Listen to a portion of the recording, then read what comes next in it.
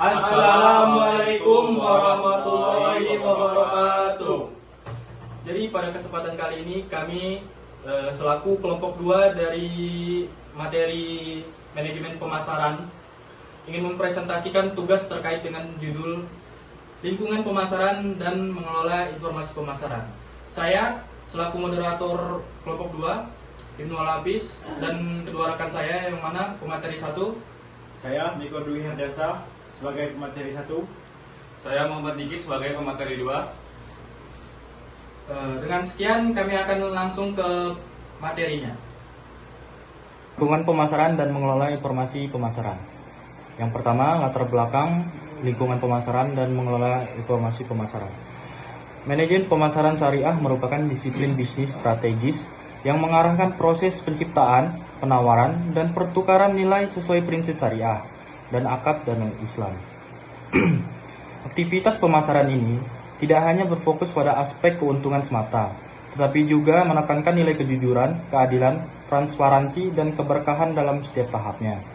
Penerapannya didasarkan pada Al-Quran dan Al-Sunnah, yang menjadikan bisnis ini bukan hanya sebagai upaya ekonomi, namun juga sebagai bentuk ibadah dan tanggung jawab sosial. Kesadaran konsumen muslim yang terus meningkat terhadap pentingnya produk halal dan praktik bisnis etis mendorong pelaku usaha untuk mengintegrasikan prinsip pemasaran syariah agar mampu mempertahankan loyalitas dan pemasaran yang berkelanjutan. Lalu selanjutnya, definisi pemasaran syariah. Ada 3 poin pada definisi pemasaran syariah. Yang pertama, pemasaran syariah adalah kegiatan pemasaran yang berdasarkan prinsip Islam, yaitu keadilan, kejujuran, keterbukaan, dan pelarangan riba serta praktik merugikan. Yang kedua, menekankan nilai etika dalam semua aspek pemasaran, yaitu produk, harga, tempat, dan promosi. Lalu yang ketiga, tujuan utamanya memenuhi kebutuhan konsumen muslim secara adil dan menghadirkan keberkahan dalam bisnis.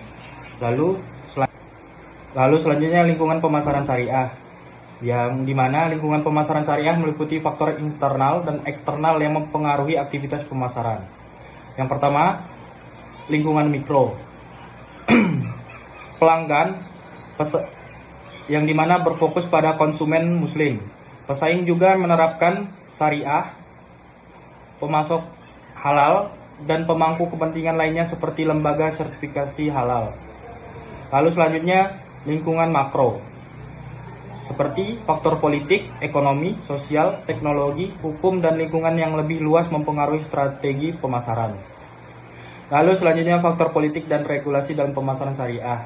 Yang pertama, pentingnya regulasi dan kebijakan pemerintah dalam menjamin produk halal melalui Undang-Undang Nomor 33 Tahun 2014 tentang jaminan produk halal.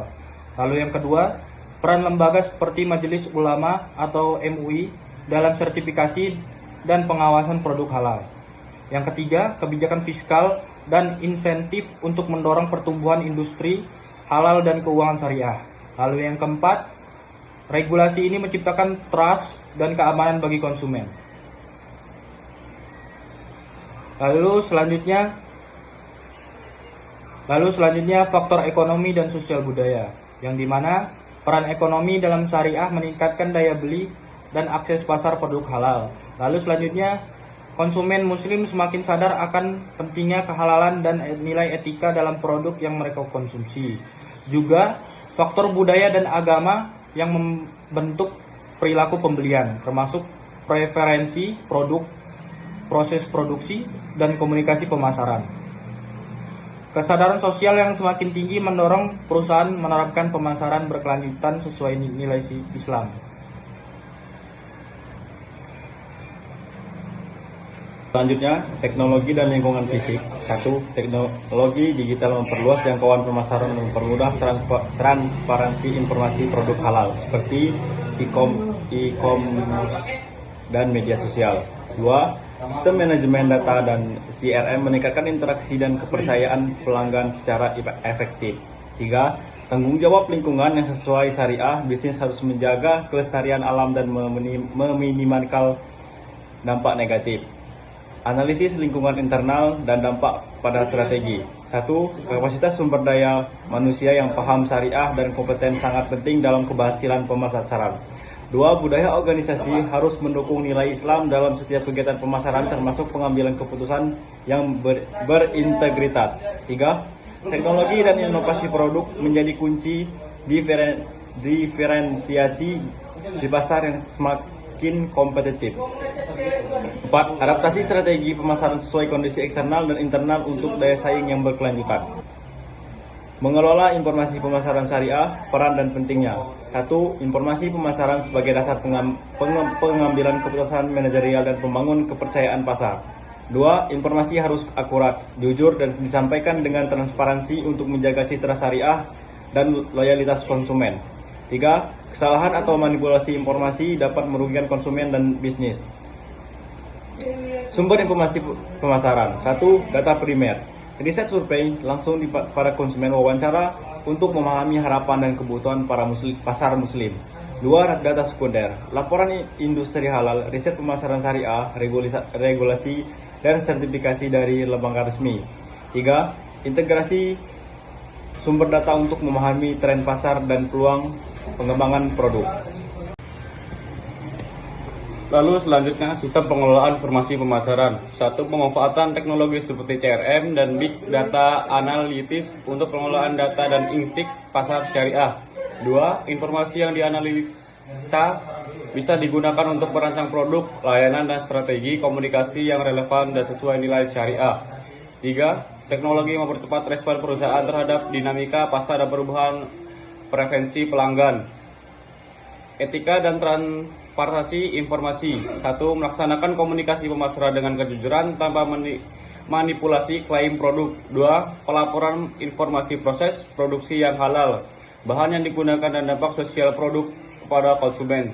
3. Membangun lingkungan pemasaran yang terbuka, amanah, dan dipercaya pelanggan muslim. Studi kasus penerapan pemasaran syariah. 1.